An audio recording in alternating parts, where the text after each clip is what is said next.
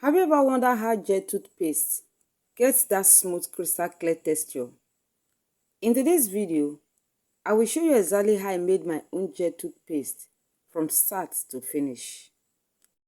This is simply my production process and not a tutorial encouraging beginners to make it at home. So let's get started. The first step is preparing the gel base. Here I have 125 grams of distilled water, and I'll be using it to hydrate 8 grams of carbomer. Gradually sprinkle the carbomer into the water while stirring gently. This helps prevent lumps and ensure the powder absorbs the water evenly. Once everything is well combined, leave it to hydrate for about 2 hours. The longer it hydrates, the better the gel structure becomes. While the carbomer is hydrating, let's prepare the other ingredients. Next, I have 5 grams of sodium hydroxide and 50 grams of distilled water. I will dissolve the sodium hydroxide completely in the water.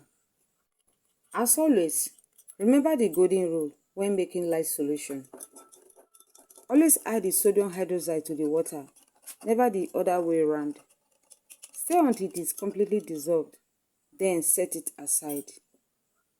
Now let's prepare our foaming agent. Here I have 9 grams of sodium lauryl sulfate, SLS, and 22 grams of distilled water. I'll simply add the SLS into the water and gently push it beneath the surface with my spoon so it fully submerges. Then I leave it to dissolve on its own. You can stir it until it is fully dissolved if you prefer, but that usually creates a lot of foam. Since we are already waiting for the carbomer to finish hydrating, any foam will have enough time to settle anyway, so either method works perfectly. Next is the sweetener. I'm dissolving 1.4 grams of sodium saccharin in 5 grams of distilled water. Stir until it is completely dissolved, then set it aside.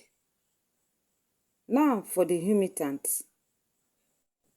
Here I have 340 grams of sorbitol, 140 grams of glycerin, and 70 grams of propylene glycol.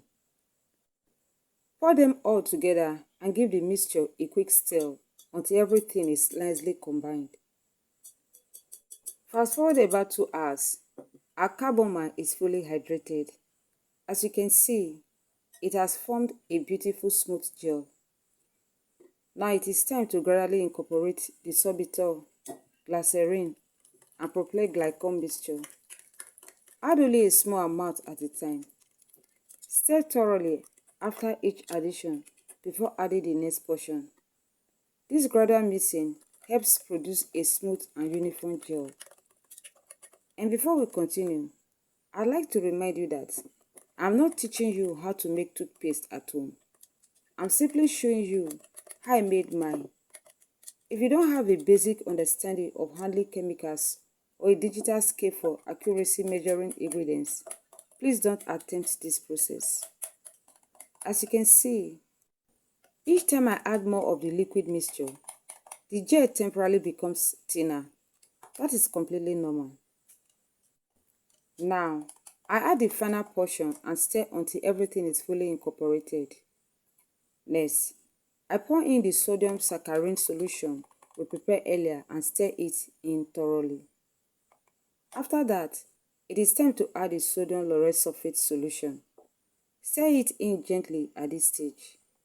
Avoid vigorous stirring because that can create excessive foam, and we want to keep the mixture as smooth as possible. Now, I'm adding 5 grams of peppermint oil to give the toothpaste its refreshing mint flavor and aroma. Stir until it is evenly distributed throughout the mixture. The next step is adjusting the pH. We want the toothpaste to have a pH of around 6.5 to 7. To achieve that, gradually add the 10% sodium hydroxide solution little by little, stirring well after each addition before adding more. As the pH increases, you will also notice the toothpaste becoming thicker.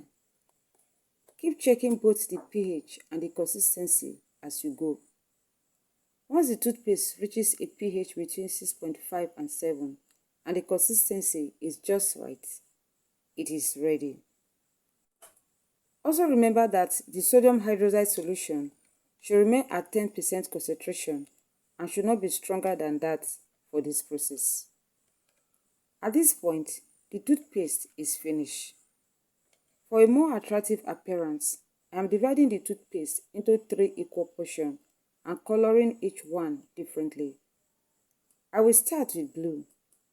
Add a small amount of color. Stir it in well and only add more if needed. Next is red. Stir until the color is evenly blended.